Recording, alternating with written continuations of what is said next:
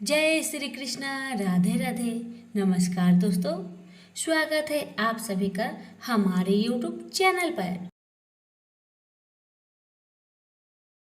आज मैं आप सभी को परिवर्तनीय एकादशी की व्रत कथा सुनाने जा रही हूँ। युधिष्ठिर ने कहा, हे भगवान, आपने भाद्रपद मास के कृष्ण पक्ष की एकादशी अर्थात अजय एकादशी का सविस्तार वर्णन सुनाया है। अब आप कृपा करके मुझे भाद्रपद शुक्ल एकादशी का क्या नाम है, इसकी विधि तथा इसका महात्म्य कहिए। तब भगवान श्री कृष्ण कहने लगे कि इस पुण्य, स्वर्ग और मोक्ष को देने वाली तथा सब पापों का नाश करने वाली उत्तम वामन एकादशी का महात्म्य मैं तुमसे कहता हूँ। आप इसे ध्यान पूर्वक सुने। यह भाद्रपद मास के शुक्ल पक्ष की एकादशी पद्मा एकादशी, परिवर्तनी एकादशी, जयंती एकादशी एवं वामन एकादशी भी कहते हैं। इस दिन यज्ञ करने से वाजपेयी यज्ञ का फल मिलता है। पापियों के पाप नाश करने के लिए इससे बढ़कर कोई उपाय नहीं है। जो मनुष्य परिवर्तनी एकादशी के दिन मेरे वामन रूप की पूजा करता है उससे तीनों लोग पूज्य होते हैं। अतः मोक्ष की इच्छा करने वाले मनुष्य को इस व्रत को अवश्य करना चाहिए। जो कमल नयन भगवान का कमल से पूजन करते हैं वे अवश्य भगवान के समीप जाते हैं। जिससे भाद्रपद शुक्ल एकादशी को व्रत और पूजन किया उसने ब्रह्मा विष्णु सहित तीनों लोकों का पूजन किया। अतः हरिवासर अर्थात एकादशी का व्रत अवश्य करना चाहिए। इस दिन भगवान करवट लेते हैं, इसलिए इसको परिवर्तनी एकादशी भी कहा जाता है। भगवान के वचन सुनकर युधिष्ठिर बोले कि भगवान, मुझे अति संदेह हो रहा है कि आप किस प्रकार सोते और किस प्रकार करवट लेते हैं तथा किस तरह राजा बलि को बांधा और वामन रूप रखकर क्या क्या लीलाएं की।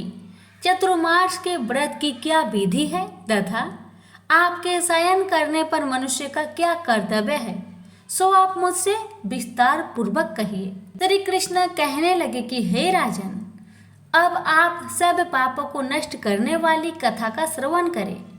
त्रेता युग में बलि नामक एक दैत्य था। वह मेरा परम भक्त था।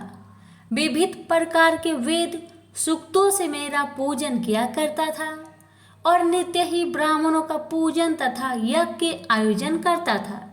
लेकिन इंद्र से देश के कारण उसने इंद्रलोक तथा सभी देवताओं को जीत लिया। इस कारण सभी देवता एकत्र होकर सोच विचार कर भगवान के पास गए। बृहस्पति सहित इंद्र आदि के देवता प्रभु के निकट जाकर और नतमस्तक होकर वेद मंत्र द्वारा भगवान का पूजन और स्तुति करने लगे। अतः मैंने वामन रूप धारण करके पांचवा अवतार लिया और फिर अत्यंत तेजस्वी रूप से राजा बलि को जीत लिया। इतनी वार्ता सुनकर राजा युधिष्ठिर बोले कि हे जनार्दन, आपने वामन रूप धारण करके उस महाबली दैत्य को किस प्रकार जीता। श्री कृष्ण कहने लगे, मैंने वामन रूपधारी ब्रह्मचारी बलि से 3 पग भूमि की याचना करते हुए कहा, ये मुझको 3 लोक के समान है और हे राजन, यह तुमको अवश्य ही देनी होगी। राजा बलि ने इसे तुच्छ याचना समझकर 3 पग भूमि का संकल्प मुझको दे दिया और मैंने अपने त्रिविक्रम रूप को बढ़ाकर यहाँ तक कि भूलोक में पद, भूलोक में जंघा, स्वर्गलोक में कमर, महलोक में पेट, जनलोक में हृदय, यमलोक में कंठ की स्थापना कर सत्यलोक में मुख करके ऊपर मस्तक स्थापित किया। सूर्य, चंद्रमा आदि सब ग्रह गण, योग नक्षत्र, इंद्र आदि के देवता और शेष आदि सब नाग गणों ने विविध प्रकार से वेद सूत्रों से प्रार्थना की। तब मैंने राजा बलि का हाथ पकड़कर कहा कि हे राजन, एक पद से पृथ्वी, दूसरे पद से स्वर्गलोक पूर्ण हो गए, अब तीसरा पग कहाँ रखूं। तब बलि ने अपना सिर झुका लिया और मैंने अपना पैर उसके मस्तक पर रख दिया, जिससे मेरा वह भक्त पाताल को चला गया। फिर उसकी विनती और नम्रता को देखकर मैंने कहा कि हे बलि, मैं सदैव तुम्हारे निकट ही रहूंगा।